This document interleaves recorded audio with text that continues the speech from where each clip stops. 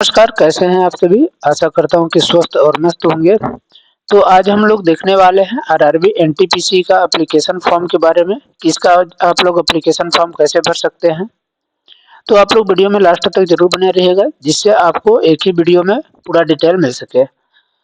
तो सबसे पहले तो आपको इसके ऑफिशियल वेबसाइट पर जाएंगे। आरआरबी के ऑफिशियल वेबसाइट पर जैसे जाते हैं तो आपके सामने कुछ इस तरीके से इंटरफेस खुलेगा, इस तरीके से पेज खुलेगा।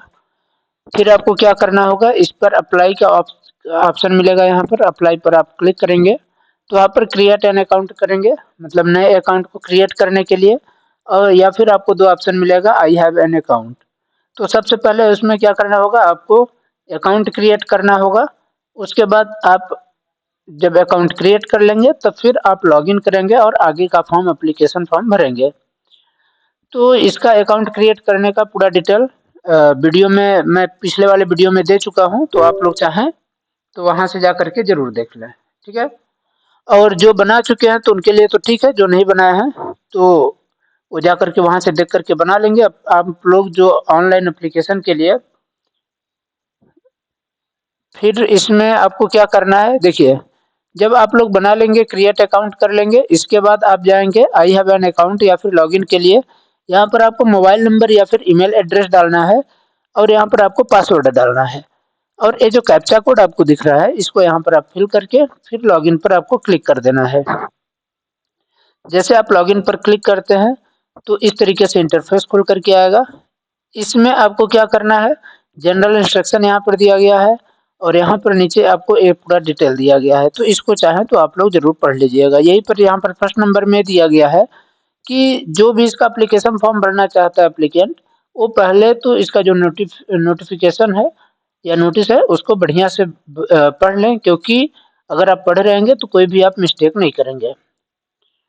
ठीक है। इसके बाद क्या है कि इसमें बताया गया है सेकंड नंबर पर कि candidate are allowed to apply only one application, यानी आप सिर्फ एक एप्लीकेशन फॉर्म भर सकते हैं।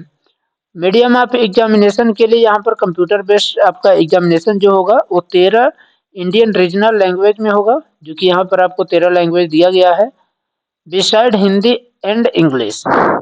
इसके बाद क्या दिया गया है, फिल द ऑल डिटेल। आपको पूरी डिटेल जो भी जानकारी दी गई है उसको एकदम बढ़िया तरीके से भरना है। और डिटेल पूरा भरने के बाद आप क्या करेंगे, प्रीव्यू में देखेंगे कि आपका फॉर्म ठीक है या नहीं। अगर कुछ भी थोड़ा भी आपको कंफ्यूजन या फिर डाउट लगता है तो आप उसको सबमिट करने से पहले एडिट कर लीजिएगा। ठीक है। क्योंकि आप जब सबमिट कर लेंगे तो उसके बाद आप एडिट नहीं कर सकते। फिर इसके बाद क्या है, एग्जामिनेशन फीस पेमेंट का आपको कंप्लीट करना होगा। और एग्जामिनेशन फीस जब कंप्लीट कर लेंगे उसके बाद ही आपका एप्लीकेशन फॉर्म कंप्लीट माना जाएगा। इसके बाद आपको यहाँ पर दिया गया है कि only after receiving confirmation fees the application will receive confirm on the successfully submission of their online application through email या फिर एसएमएस। मतलब जैसे ये आप जब पेमेंट कर देते हैं तो आपके पास ईमेल या फिर एसएमएस या दोनों से आपको इसकी जानकारी दे दी जाएगी। तो आप अब इसके बाद क्या करना होगा, यहाँ पर जाने के बाद आपका ऑनलाइन एप्लीकेशन पर यहाँ पर क्लिक करेंगे। और यहाँ पर अगर नहीं करते तो यहाँ नीचे जाएंगे जब आप, तो नीचे आपको इस तरीके से ऑनलाइन एप्लीकेशन का ऑप्शन मिलेगा, इस पर आपको क्लिक करना है। जैसे आप इस पर क्लिक करेंगे तो इस तरीके से पेज खुलेगा। आपको क्या करना है, यहाँ पर जाना है इस वाले पर। यहाँ पर जब आप सेलेक्ट करने के लिए रहेगा, इसको आप जैसे खोलेंगे तो यहाँ पर आपका जो भी जोन दिया गया है वो आप देख लीजिएगा कि आप किस जोन में आते हैं या फिर आपको किस जोन में करना है। तो आप उसके हिसाब से जोन यहाँ पर डिसाइड करके फिर आई एम नॉट करेंटली डेवर्ड बाई एनी आरआरबी या आरआरसी, यानी आपको किसी भी आरआरबी या आरआरसी के पेपर से वंचित नहीं किया गया है। इस पर टिक करके फिर नेक्स्ट करके आगे बढ़ लेना है। ठीक है। जैसे यहाँ पर देखिए प्रयागराज सेलेक्ट करके इसको करके नेक्स्ट करते हैं। फिर नेक्स्ट करने के बाद आपके सामने क्या आएगा, नेक्स्ट करने के बाद इस तरीके से पॉपअप यहाँ पर खुलता है। इसमें क्या करना है, इसको आपको कट करना है और यहाँ पर पर्सनल डिटेल भरना है, फिर अदर डिटेल, फिर एजुकेशनल क्वालिफिकेशन, फिर upload profile document and preference preview पर मतलब ये लास्ट में होता है आपका। ठीक है। तो पर्सनल डिटेल आपको भरना है। इसको कट करने के बाद यहाँ पर ये आपका भरा रहेगा, ये सब डिटेल आपको यहाँ पर दिखाते हैं। ये देखिए डिटेल आपका भरा रहेगा। इसके बाद यहाँ पर क्या मिलता है आपको, एज जो कि आपका गणना रहेगा ऑटोमेटिक एज, जितने भी आपको देखिए ये डार्क में दिख रहा है ये पहले से भरा हुआ है। मैरिटल स्टेटस आपको डालना है, शादी हो गई या नहीं उसके बारे में। रिलीजियन आपका डालना है, इसके बाद मदर टंग डालना है, इसके बाद एग्जामिनेशन का लैंग्वेज आपको सेलेक्ट करना है। इसके बाद आपको permanent visual mark on identification, यानी कोई भी पहचान चिन्ह जो कि परमानेंट हो, जैसे किसी किसी को कटा होता है कहीं भी तो परमानेंट हो जाता है, किसी को मतलब तिल होता है, कुछ भी है अगर तो उसको आप यहाँ पर डालिए, मेंशन करिए। अगर एक से अधिक है तो यहाँ पर भी डालिए, अगर एक है तो इस पर डाल लीजिए और दूसरे के डालने की जरूरत नहीं है। इसके बाद क्या है कि कम्युनिटी में आपको सेलेक्ट करना है कि आप किस कम्युनिटी से आते हैं, अनरिजर्व या रिजर्व, ओबीसी, एसटी, एससी जो भी है तो उसको आप डालिए। प्रेजेंट एड्रेस जो है तो यहाँ पर आप प्रेजेंट एड्रेस डालिए। प्रेजेंट एड्रेस और परमानेंट एड्रेस अगर सेम है तो आप इस पर टिक करिए, अगर डिफरेंस है तो फिर आप इसको अलग से भर सकते हैं। इसके बाद आपको यहाँ पर सेव करना है। सेव करने के बाद आपको नेक्स्ट करना है। सेव करने से फायदा ये रहेगा कि मान लीजिए अगर किसी कारणवश आप बीच में रुक जाते हैं तो आप आगे भी आसानी से इसको कर लेंगे। जैसे फिर जब आप लॉगिन करेंगे तो यहीं से आपको यहाँ तक भरा हुआ आपको मिलेगा, आपको फिर से दोबारा से स्टार्ट करने की जरूरत नहीं होगी। फिर उसके बाद जैसे नेक्स्ट पर जाते हैं तो यहाँ पर अदर डिटेल में आपको भरना होगा। यहाँ पर क्या है, कैटेगरी डिटेल। कैटेगरी डिटेल में यहाँ पर सर्विस डिटेल है। यहाँ पर इसके बाद ये पूरा डिटेल आपको इन सब में पूरा भरना है जो जैसे है। इसके बाद यहाँ पर लास्ट में आता है आपका बैंक का डिटेल। बैंक डिटेल में अकाउंट नंबर डालिए। यहाँ पर IFSC code first, sorry, account holder name का आपका डालना है यहाँ पर, फिर अकाउंट का नंबर, यहाँ भी अकाउंट नंबर आपको कंफर्म करिए, आईएफएससी कोड डालिए। ऑटोमेटिक कंफर्म होकर एक दोनों डिटेल आपको भराएंगे, इसको आप चिन्ह कर लीजिए कि सही है या नहीं। इसके बाद आप सेव करिए और फिर नेक्स्ट करिए। फिर इसके बाद आता है आपका एजुकेशनल डिटेल। एजुकेशनल क्वालिफिकेशन में इसेंशियल एजुकेशन में आपका 10th लेवल तो जरूरी ही है, वो कहाँ से किए हैं उसका पूरा डिटेल यहाँ पर डालिए। आप किस डिस्ट्रिक्ट से, किस बोर्ड से आप किए हैं, रिजल्ट किस दिन डिक्लेयर हुआ है, ये आपकी अंक सूची में मिलता है, तो नीचे साइड या कहीं ऊपर भी रहता है तो आप लोग इसको देख लीजिएगा। इसके बाद क्या है कि रोल नंबर है, रोल नंबर आप डालिए। इसके बाद जो भी आपका 10वीं का जो पूछा है सर्टिफिकेट उसको आप अपलोड करिए।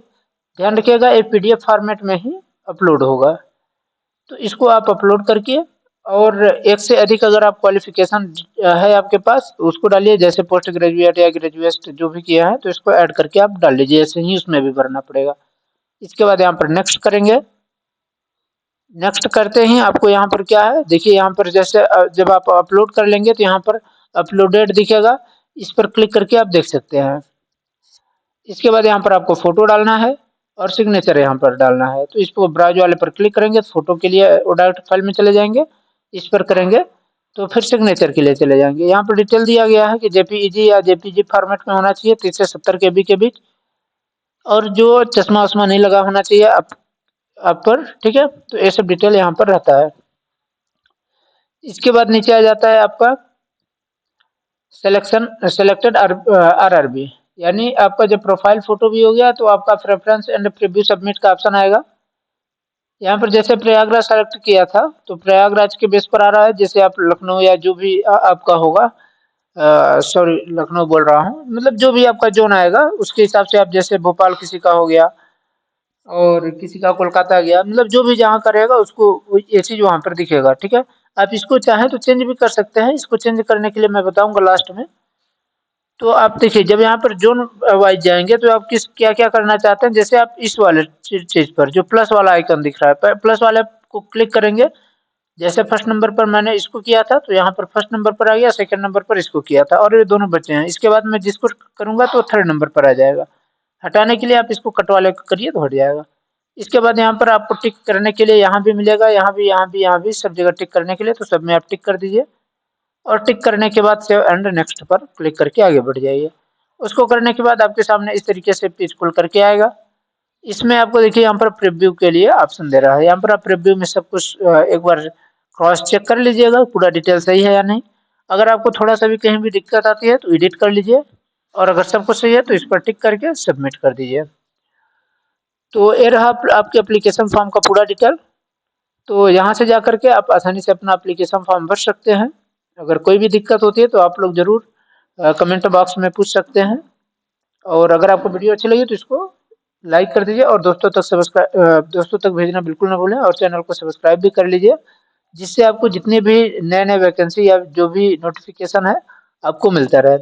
अब बात कर लेते हैं, जैसे आपसे मैं बोला था कि यहाँ पर जैसे आप जो चेंज करना चाहते हैं, तो उसको कैसे आप चेंज करेंगे? जैसे मान लीजिए ज़ोन कोई चेंज करना चाहता है, तो क्या करना है आपको? ज़ोन चेंज करने के लिए आपको जो पूरा फॉर्म जैसे भर लिया है, यानी पेमेंट करने से पहले आपको क्या करना है, फिर से आप जाएँगे, उसको लॉग आउट कर लीजिएगा अपनी आईडी, फिर से लॉगिन करेंगे। लॉगिन करने पर जब जैसे ही यहाँ पर जाता है, तो यहाँ पर बस आपको ज़ोन भर चेंज करके नेक्स्ट कर देंगे, फिर से वहीं से शुरू हो जाएगा। ठीक है? तो इस तरीके से आप ज़ोन भी अपना चेंज कर सकते हैं फीस पेमेंट करने से पहले। ठीक है? आशा करता हूँ कि आप सभी को ये जानकारी अच्छी लगी होगी। अगर आपको वीडियो अच्छी लगी हो तो इसको लाइक कर दीजिएगा और धन्यवाद। आप लोग ऐसे ही बने रहिए चैनल के साथ और पढ़ते रहिए, मस्त रहिए। धन्यवाद।